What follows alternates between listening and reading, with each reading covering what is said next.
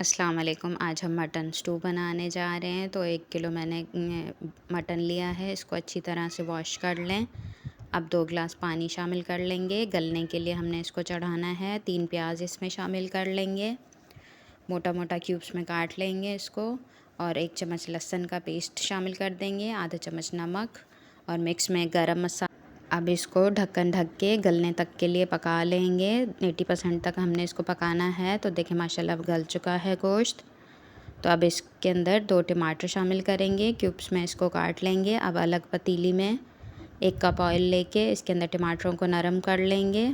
अब हम मसाला देख लेते हैं। तो 1 चम्मच पिसा हुआ धनिया, आधा चम्मच हल्दी, 1 चम्मच फुल भर के पिसी हुई लाल मिर्च, 1 चम्मच ज़ीरा, आधा चम्मच नमक और आधा चम्मच कुटी हुई लाल मिर्च। आप चाहें तो साबुत मिर्चें भी शामिल कर सकते हैं।